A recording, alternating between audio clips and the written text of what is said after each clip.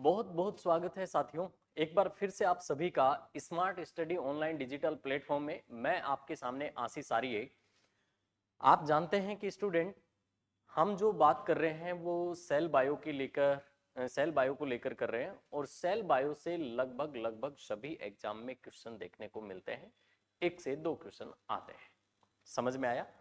तो देखिएगा, जो सेल बायो है इसमें हमने इससे पहले वाली जो क्लास है उसमें जो बात की थी कोशिकाओं के सेल ऑर्गन्स हैं कोशिका के कोशिका द्रव्य में डूबे हुए, उनके बारे में बात कर रहे थे कि इनकी स्ट्रक्चर कैसी होती है, इनका महत्वपूर्ण कार्य क्या है, इनका अदर नेम क्या है, इनकी खोज किसने की है, किसने नहीं की है, किसने इनको नाम दिया है, क्लियर है ना, शब्द किसने दिया है, इत्यादि बातों को लेकर के हम यहाँ पर उपस्थित थे। आज हम जो बात करेंगे वो इन्हीं सेल ऑर्गन्स की जो श्रृंखला है उसमें आगे बढ़ेंगे और बात करेंगे लवक को लेकर। किसको लेकर? लवक। लवक बोले तो प्लास्टिड लिखेंगे।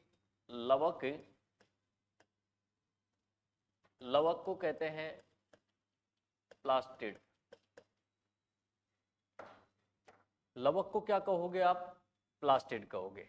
क्लियर है ना? देखिएगा, अगर इनकी स्ट्रक्चर की मैं बात करूं तो इनकी स्ट्रक्चर भाई कुछ इस प्रकार से होती है।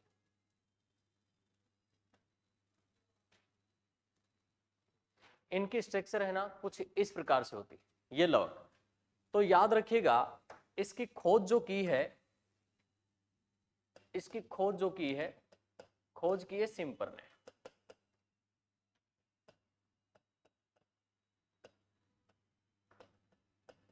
जबकि इसका नामकरण किया है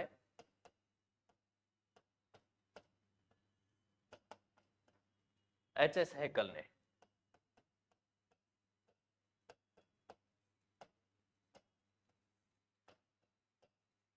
इसका जो नामकरण किया है वो किसने किया है? एच.एस. हैकल ने। याद रखिएगा, यह जो है कोशिका के कोशिका द्रव्य में पाए जाने वाले सबसे बड़े कोशिकांग होते हैं। क्लियर है ना? यह कोशिका के कोशिका द्रव्य में पाए जाने वाले सबसे बड़े कोशिकांग होते हैं।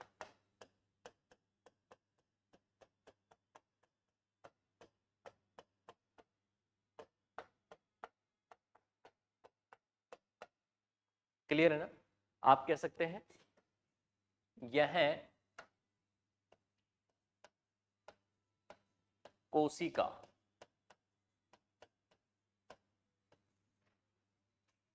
के कोशिका द्रव्य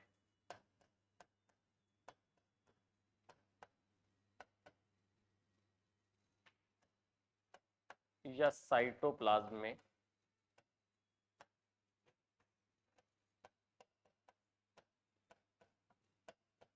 पाए जाने वाले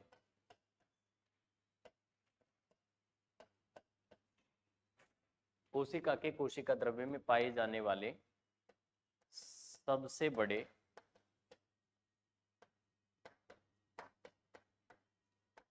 कोशिकांग।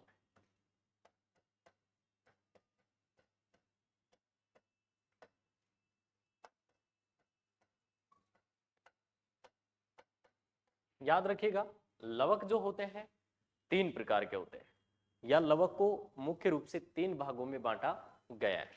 तो आप लिख सकते हैं लवक को मुख्य रूप से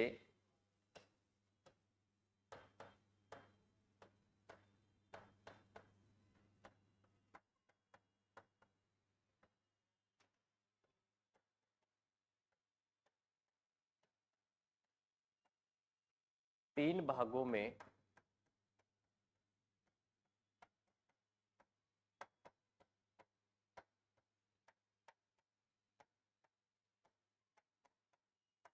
लवक को मुख्य रूप से 3 भागों में बांटा गया है। क्लियर है ना? और याद रखिएगा, ये जो लवक है ना, इनको डिवाइड किया गया है 3 पार्ट में। क्लियर है ना? ये 3 पार्ट सर कौन कौन से हैं? देखिएगा, अगर बात करें तो सबसे पहले हम बात करेंगे क्लोरोप्लास्ट की। दूसरे नंबर पर हम बात करेंगे क्रोमोप्लास्ट। और तीसरे नंबर पर हम जो बात करेंगे वो बात करेंगे ल्यूकोप्लास्ट। तो कुल मिलाकर के हमने जो बात कर ली थी वो क्लोरोप्लास्ट के बारे में बात कर ली थी। किसके बारे में? क्लोरोप्लास्ट को हमने पढ़ लिया था, इसको हमने पढ़ लिया था इससे पहले वाली क्लास में। क्लियर है ना? अब हम सेकंड नंबर पे जो बात करेंगे वो किसको लेकर के करेंगे? क्रोमोप्लास्ट को लेकर के करेंगे। क्रोमोप्लास्ट की बात करें तो यहां पर इसको कहेंगे सर वर्णी लवक। क्या कहोगे भाई? वर्णी लवक। तो लिखिएगा वर्णी लवक।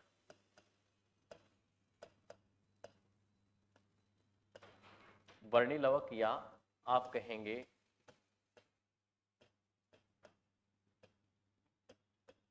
क्रोमोप्लास्ट।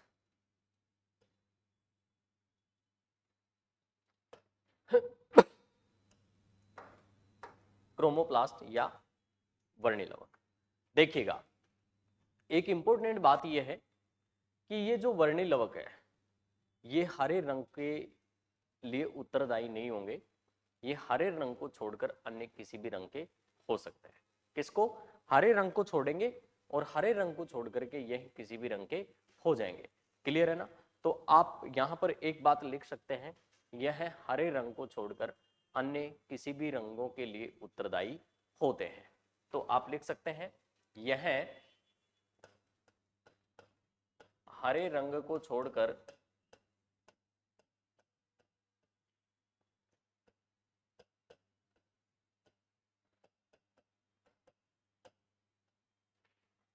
अन्य किसी भी रंगों के लिए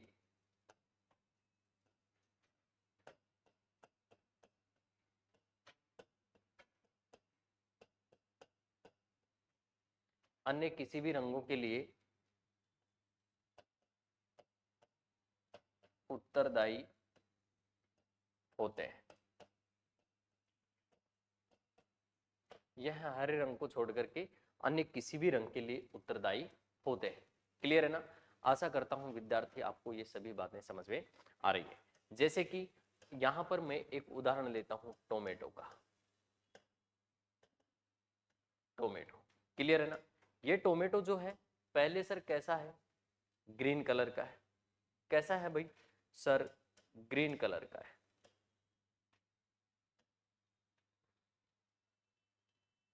ग्रीन कलर का है। यह पक गया। पकने के बाद आप जानते हैं ये कैसा हो गया? सर लाल हो गया।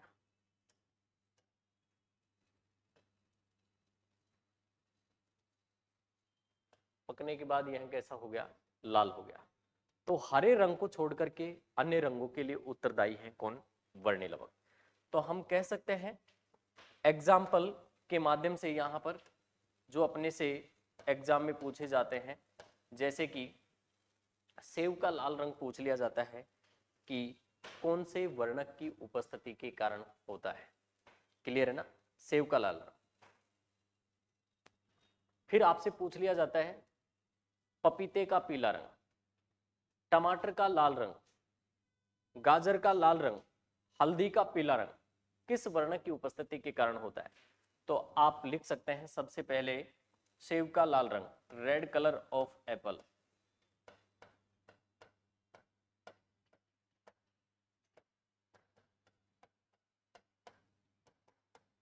रेड कलर ऑफ एप्पल कौन है? एंथोसाइनिन।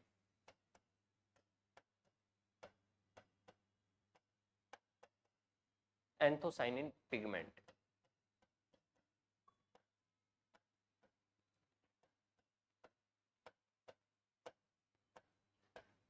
एंथोसाइनिन पिगमेंट एंथोसाइनिन वर्णक के कारण होता है। इसके बाद में पपीते का पीला रंग, येलो कलर ऑफ पपाया, लिख सकते हैं yellow colour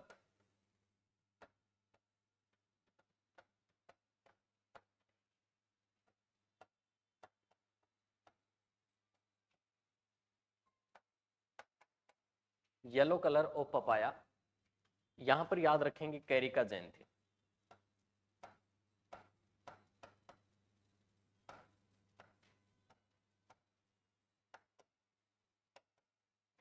pigment,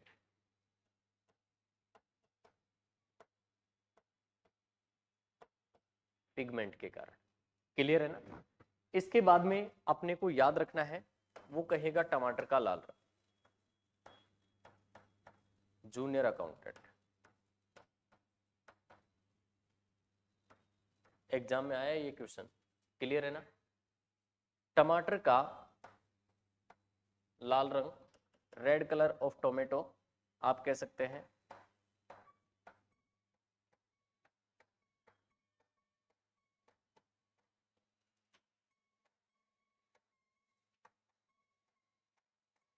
red colour of tomato, यहां पर आप याद रखेंगे लाइकोपीन।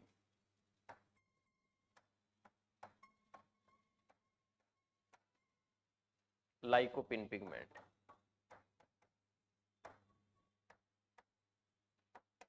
लाइकोपिगमेंट के कारण होता है। क्लियर है ना? इसके बाद में हमें याद रखना है गाजर का लाल रंग, red colour of carat.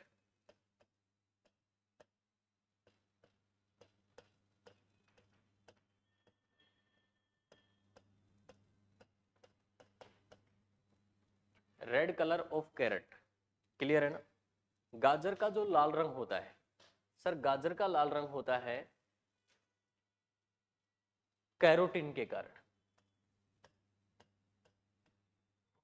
Carotene pigment के कारण।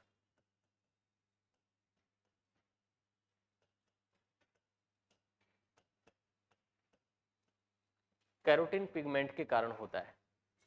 फिर आपसे बात करेगा हल्दी का पीला रंग, येलो कलर ऑफ कुर्कुमा।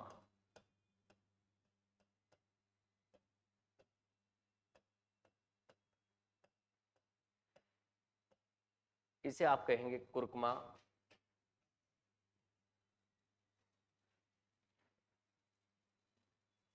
हल्दी का जो पीला कलर है,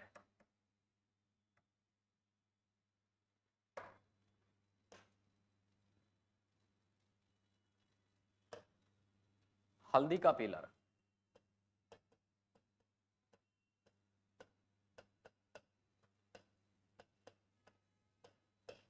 हल्दी का जो पीला रंग होगा वो किसके कारण होगा सर? जेंथोफिल के कारण। जेंथोफिल,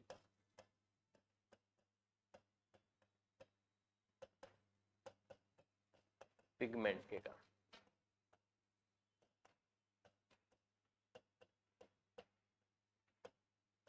जेंथोफिल पिगमेंट के कारण। ये सभी बातें जो आपने की हैं ये किसको लेकर के हैं? ये वर्णी लवक को लेकर है। तो देखिएगा वर्णी लवक, यहाँ पर क्रोमोप्लास्ट, यह हरे रंग को छोड़ करके अन्य किसी भी रंगों के लिए उत्तरदायी होते हैं। केवल हरे रंग के नहीं होंगे, किसी भी रंग के हो सकते हैं। जैसे कि लाल कलर होता है सेव का, वो किस वर्ण की उपस्थिति के कारण? तो एंथोसाइनिन एक पिगमेंट होता है, एक वर्णक होता है जिसकी उपस्थिति के कारण इसका लाल रंग होगा। किसका भाई? सेव का। पीला कलर किसका होगा? पपीता का। किसके कारण? कैरी का जेंथिन एक वर्णक है, इसके कारण। इसके बाद में लाल कलर जो है टमाटर का, ये किसके कारण होता है सर? लाइकोपिन एक पिगमेंट होता है, इस वर्णक के कारण होता है। इसके बाद में आपने देखा सर गाजर का जो लाल रंग होता है वो किसके कारण होता है सर? कैरोटीन पिगमेंट के कारण होता है। और हल्दी का जो पीला रंग होता है ये जेंथोफिल के कारण होता है। ये किसके कारण होता है सर? जेंथोफिल के कारण होता है। तो ये सभी बातें अपने को बहुत अच्छे से याद रखनी है। क्लियर है? चलिएगा इसके बाद में जो बिंदु आता है वो आता है किसको लेकर के? अवर्णी लवक, जिसे हम कहेंगे ल्यूकोप्लास्ट। लिखना अवर्णी लवक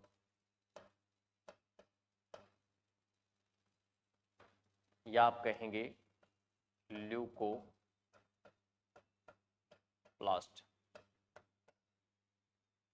यह रंगहीन होते हैं। ये कैसे होते हैं? रंगहीन होते हैं। लिख सकते हैं रंगहीन या कलरलेस होते हैं।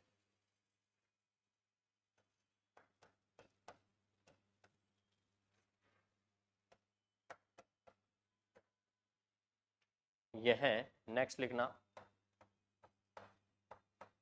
भूमिगत पादपों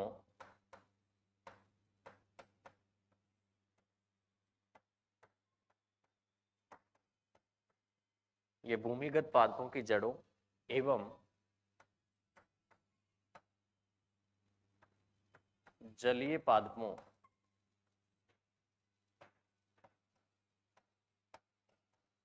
एक्वाटिक प्लांट्स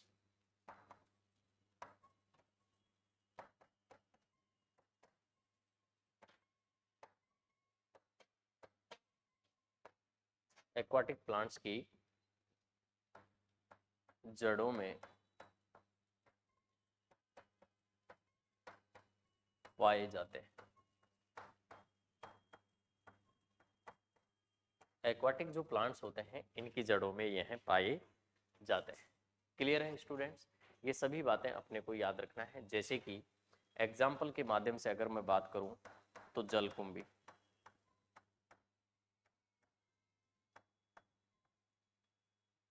जलकुंभी मक्का में भी होता है।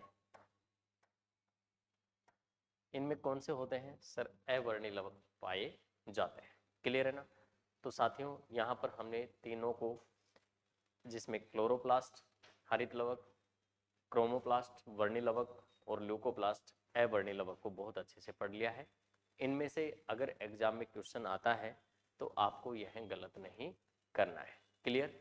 समझ में आया कि नहीं? चलिएगा, इसके बाद में फिर हम बात करेंगे, एक बहुत महत्वपूर्ण बिंदु आता है जिसे हम एंडोप्लाज्मिक रेटिकुलम कहते हैं। क्लियर है ना? एंडोप्लाज्मिक रेटिकुलम को आप क्या कहोगे सर? अंतःप्रदर्भी जालिका। क्या कहोगे? अंतःप्रदर्भी जालिका। अंतःप्रदर्भी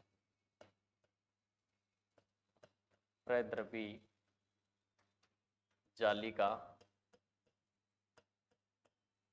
या इसे शॉर्ट फॉर्म में आप कहेंगे ER। क्या कहोगे? ER। ER का जो पूर्ण रूप होता है वो होता है एंडोप्लाज्मिक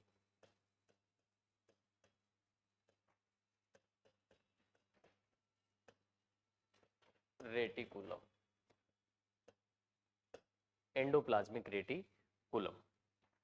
अब देखिएगा, हम पीछे यहां पर एक कोशिका के कोशिका द्रव्य में पाए जाने वाला कोशिकांग है, इनको पढ़ करके आए थे और आपको यहां पर ऐसी संरचना दिखाई दे रही थी। वहां पर आपको एक ऐसी संरचना दिखाई दे रही थी। क्लियर है ना? देखिएगा साथियों, अगर कुल मिलाकर के बात की जाए तो आपके सामने यह जो संरचना है, ये जो दिख रहा है,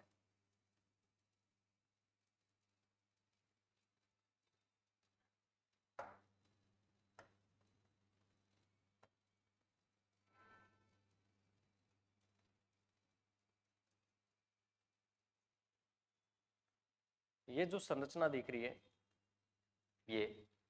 ये केंद्रिका होती है। ये कौन होती है? केंद्रिका।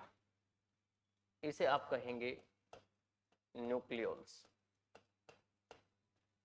क्लियर? और ये जो संरचना होती है इसे हम कहते हैं न्यूक्लियस। न्यूक्लियस बोले तो केंद्रक। क्लियर है ना? अब देखिएगा, इस केंद्रक के अंदर यह ऐसे लिक्विड मिलता है। इस लिक्विड को आपने कहा था क्या? इस लिक्विड को आपने कहा था न्यूक्लियोप्लाज्म। इसको क्या कह दिया आपने? न्यूक्लियोप्लाज्म।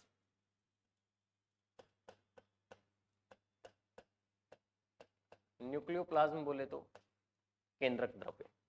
क्या होगा? केंद्रक द्रव्य। और इसके चारों ओर हमें कुछ ऐसी संरचना देखने को मिली थी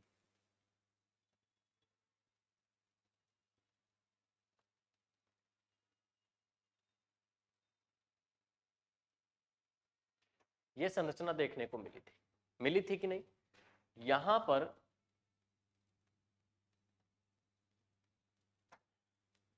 इस संरचना को आप कहेंगे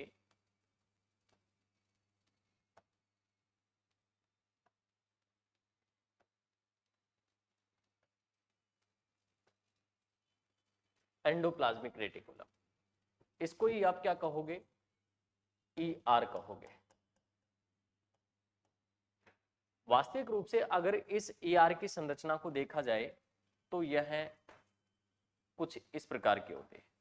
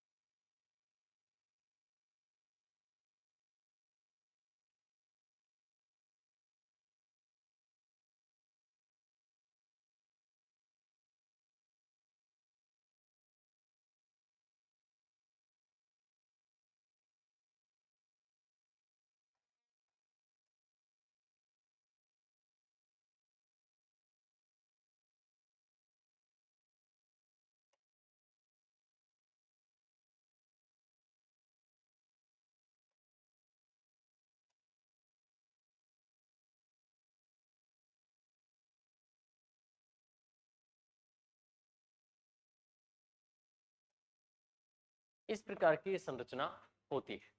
क्लियर है ना, याद रखिएगा। अब देखिएगा ये जो है ना, ये एंडोप्लाज्मिक रेटिकुलम, ये सर दो प्रकार की होती है। एक होती है SER। SER क्या होता है, स्मूथ एंडोप्लाज्मिक रेटिकुलम। और यहां पर दूसरा होता है RER। RER बोले तो रफ एंडोप्लाज्मिक रेटिकुलम, खुरदरी अंतःप्रदर्भी जालिका और चिकनी अंतःप्रदर्भी जालिका।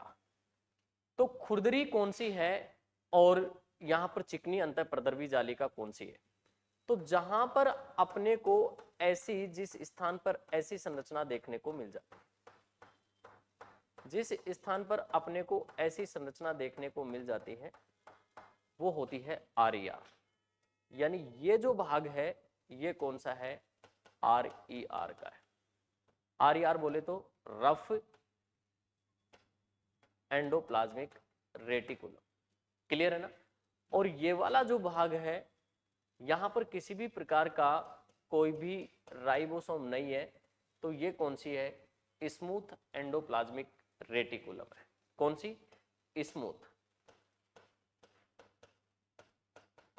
स्मूथ एंडोप्लाज्मिक रेटिकुलम, चिकनी अंतःप्रदर्भी जालिका। और जहां पर आपको ये ऐसी संरचनाएं देखने को मिल जाती हैं इनको हम कहते हैं राइबोसोम। क्या कहते हैं स्टूडेंट, राइबोसोम। तो याद रखिएगा यह जो कोशिकांग है, इस कोशिकांग की जो खोज की है, खोज या इसके जो खोज करता है वो एक वैज्ञानिक है जिनका नाम है पोर्टर। क्या नाम है साथियों, इनकी जो खोज की है वो किसने की है? पोर्टर ने की है। क्लियर है ना? इसके बाद में इसका जो मुख्य कार्य है, मुख्य कार्य इसका क्या है? मुख्य कार्य, इसका मुख्य कार्य होता है कोशिका या केंद्र के अंदर, या यहां पर जो कुछ कोशिकांग होते हैं उन कोशिकांग को किसके अंदर जाने से रोकना? आनुवंशिक पदार्थों को जाने से रोकती है कोशिका द्रव्य में। तो आप लिख सकते हैं यह आनुवंशिक पदार्थों को, आनुवंशिक पदार्थों, आनुवंशिक पदार्थों या आप कह सकते हैं जेनेटिक सब्सटेंस,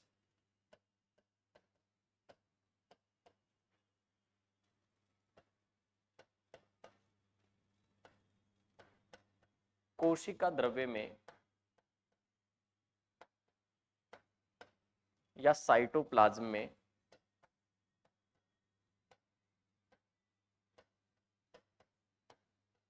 जाने से रोकती है।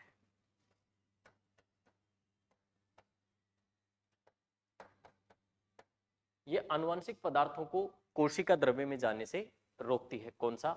Endoplasmic reticulum. क्लियर है ना? इसके बाद में हम बात करेंगे, इसे दो भागों में बांटा गया है, या यदि इसके प्रकार की बात करूं तो इसके प्रकार होते हैं कितने? दो। नंबर एक कौन सा है सर? SER है, और नंबर दूसरा कौन सा है? RER। SER को एक बार RPSC ने सेकंड ग्रेड एग्जाम में पूछ लिया है। किसमें? सेकंड ग्रेड एग्जाम में पूछ लिया है कि चिकनी अंतःपरद्रवी जालिका की सतह पर राइबोसोम पाए जाते हैं या नहीं पाए जाते हैं। तो वह जालिका जिसकी सतह पर राइबोसोम नहीं पाए जाते हैं, अनुपस्थित होते हैं, उसे हम क्या कहते हैं? चिकनी अंतःपरद्रवी जालिका कहते हैं। तो आप नेक्स्ट पेज पर लिखेंगे क्या? SER नंबर एक, जिसे आप कहेंगे चिकनी अंतःपरद्रवी जालिका।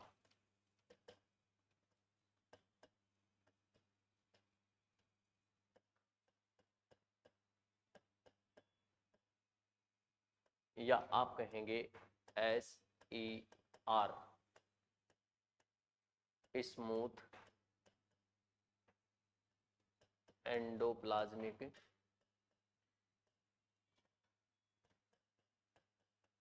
रेटिकुलम। स्मूथ एंडोप्लाज्मिक रेटिकुलम, चिकनी अंतःपरद्रवी जालिका। याद रखिएगा, इनकी सतह पर राइबोसोम नहीं पाए जाते हैं। लिखिएगा, इनकी सतह पर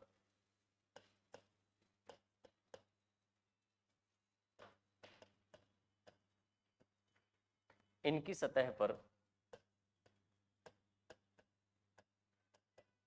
राइबोसोम नहीं पाई जाते हैं। इनकी सतह पर क्या नहीं पाए जाते हैं? राइबोसोम नहीं पाए जाते हैं। इनका जो मुख्य कार्य होता है किनका? चिकनी अंतःपरद्रवी जालिका का लिपिड एवं स्टेरॉयड का संश्लेषण और श्रावण करना होता है। किसका भाई?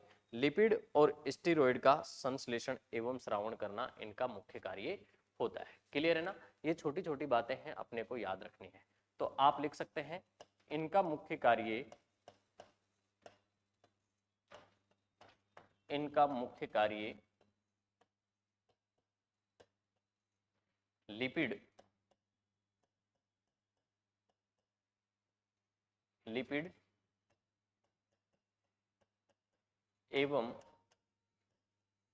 स्टेरॉयड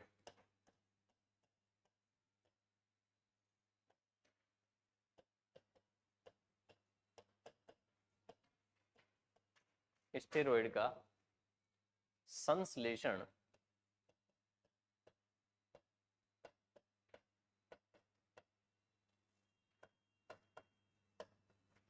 एवं श्रावण सिक्रेशन करना होता है।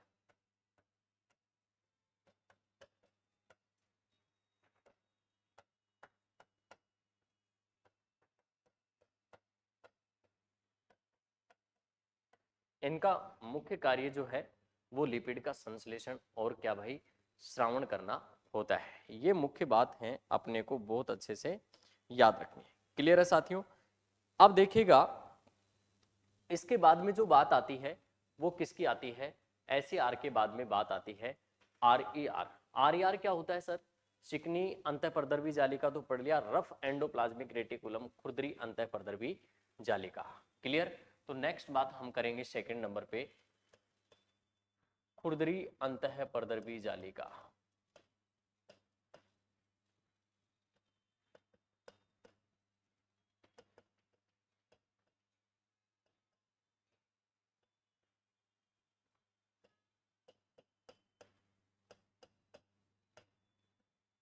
खुरदरी अंतःपर्दर्वी जालिका, इसे ही हम आर ई आर कहते हैं या फिर रफ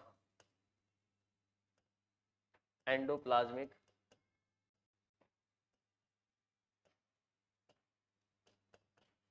रेटिकुलम कहते हैं। क्या कहोगे sir? Rough endoplasmic reticulum. Clear है ना? बात करेंगे कि रफ एंडोप्लाज्मिक रेटिकुलम, भाई आप पहले भी पढ़कर के आए हैं कि सर इनकी सतह पर आपको क्या दिखाई देंगे, राइबोसोम। तो आप लिख सकते हैं इनकी सतह पर, इनकी सतह पर राइबोसोम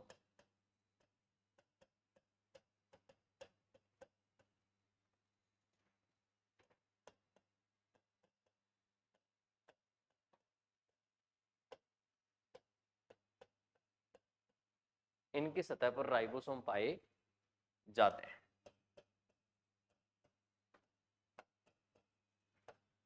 क्लियर है ना?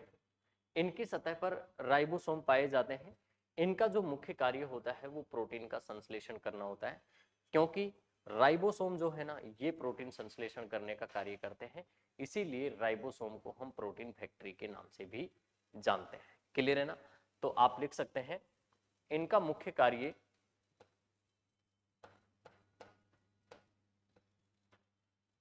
इनका मुख्य कार्य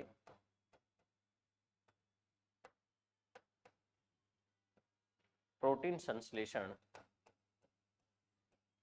या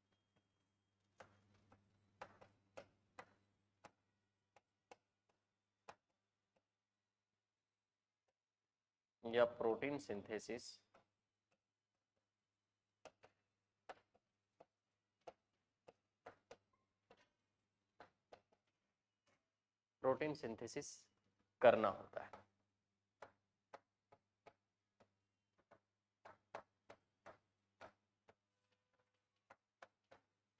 इनका मुख्य कार्य जो है वो प्रोटीन संश्लेषण या प्रोटीन सिंथेसिस करना होता है। किनका?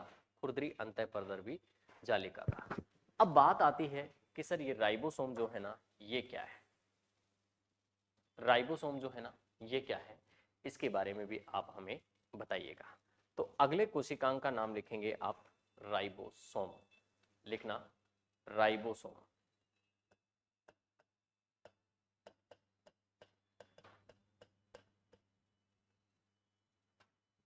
राइबोसोम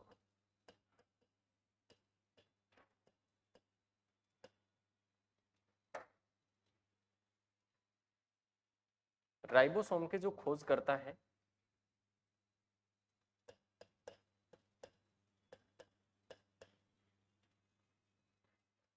राइबोसोम के जो खोज करता है कौन है? जॉर्ज पेलेड है।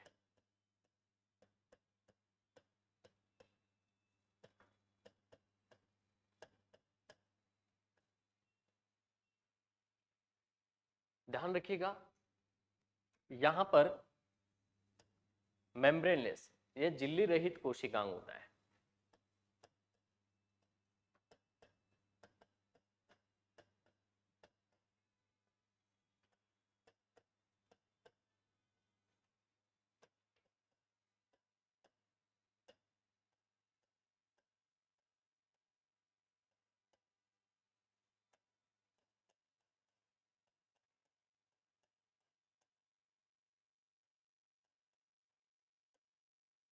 यह मेम्ब्रेनलेस या झिल्ली रहित कोशिकांग है।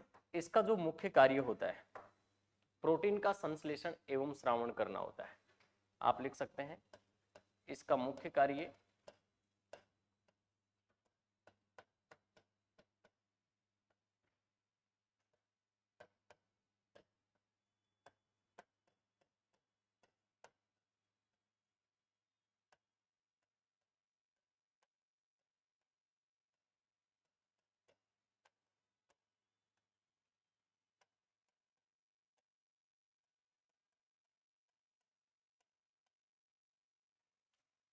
प्रोटीन का संश्लेषण एवं Shravan, synthesis and secretion.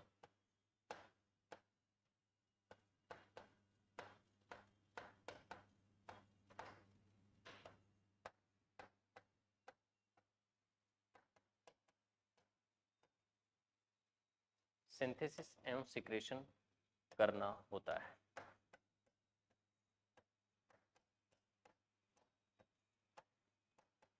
Protein का संश्लेषण एवं श्रावण करना होता है। इसीलिए याद रखिएगा जो प्रोटीन यहाँ पर राइबोसोम है इसे हम प्रोटीन का कारखाना या प्रोटीन कारखाना भी कहते हैं। याद रखिएगा अन्य नाम लिखिएगा। राइबोसोम को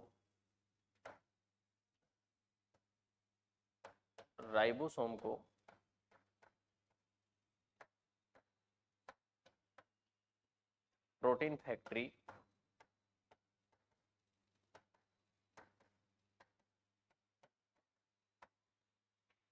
या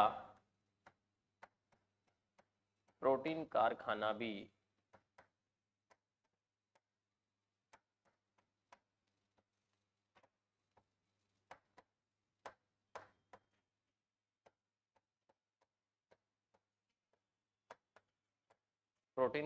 भी कहा जाता है। क्लियर है ना? ये सभी बातें अपने को बहुत अच्छे से याद रखनी है। इसके बाद में टाइप ऑफ राइबोसोम। राइबोसोम दो प्रकार का होता है, एक तो 70S राइबोसोम होता है और एक 80S राइबोसोम होता है। क्लियर है ना? तो नेक्स्ट आप लिखेंगे टाइप ऑफ राइबोसोम, राइबोसोम के प्रकार लिखिएगा। राइबोसोम के प्रकार,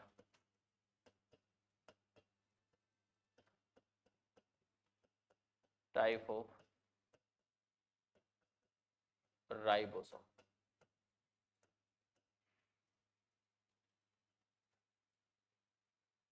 टाइप ऑफ राइबोसोम, राइबोसोम के प्रकार की हम बात कर रहे हैं। तो सर देखिएगा राइबोसोम दो प्रकार का होता है। आप लिख सकते हैं यह दो प्रकार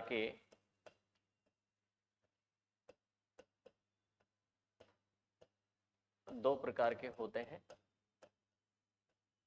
नंबर अगर मैं बात करूं, नंबर 1 70S राइबोसोम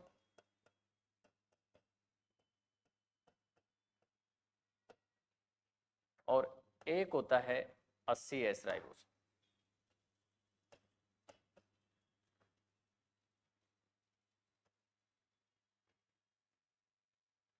70S या आप कह सकते हैं 70S राइबोसोम और आप कह सकते हैं 80S राइबोसोम। क्लियर है ना?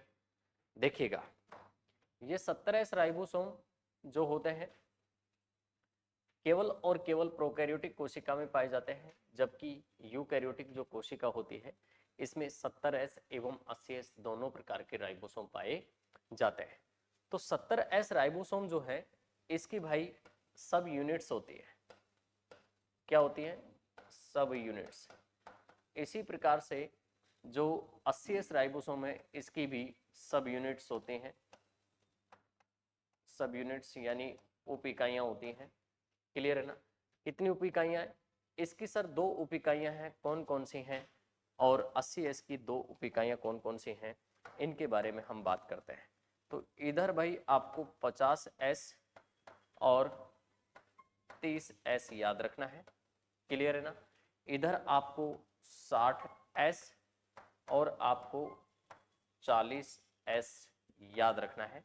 ये इसकी क्या होती हैं, 2 उप इकाइयां होती हैं। याद रखिएगा डियर, यहाँ पर 50 और 30 कितने होते हैं, 70 होते हैं।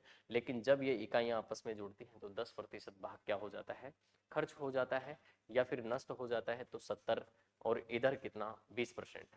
अब एक क्वेश्चन एग्जाम में पूछा गया, नीट एग्जाम में, क्या कि यहाँ पर एस का अर्थ क्या है। तो एस का अर्थ होता है अवसादन इकाई या स्वेडबर्ग यूनिट। नोट करके आप लिख सकते हैं, नोट करके लिख सकते हैं। यहां पर एस का अर्थ लिखेंगे, यहां पर एस का अर्थ, यहां पर एस का अर्थ अवसादन इकाई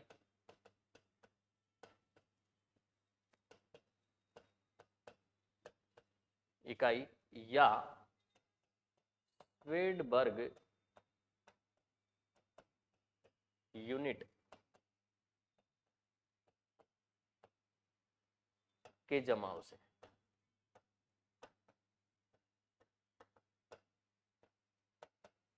यहां पर अवसादन इकाई या स्वेडबर्ग यूनिट है ना, इसके जमाव से यहां पर क्या है, इसका यहां पर कुल मिलाकर के यह बात अपने को याद रखनी है। तो आशा करता हूं स्टूडेंट ये सभी बातें हैं ना आपको बहुत अच्छे से समझ में आई हैं। आज हमने कुल मिलाकर के यहाँ पर जो वर्णी लवक है और अवर्णी लवक है इसके बारे में बात की है। इसके बाद में अंतः प्रदर्भी जालिका के बारे में बात की है, और अंतः प्रदर्भी जालिका को पढ़ने के बाद में हमने किसके बारे में बात की है, राइबोसोम के बारे में बात की है। तो सभी प्यारे विद्यार्थियों का बहुत बहुत आभार, अभिनंदन। इस क्लास में आप बने रहे हैं, जो भी मेरे साथ में ऑफलाइन विद्यार्थी हैं और जो मेरे साथ में ऑनलाइन विद्यार्थी हैं, सभी का बहुत बहुत आभार, अभिनंदन। मिलते हैं एक छोटे से ब्रेक के बाद में इसी टॉपिक को कंटिन्यू करते हुए। तब तक साथियों, जय हिंद, जय भारत।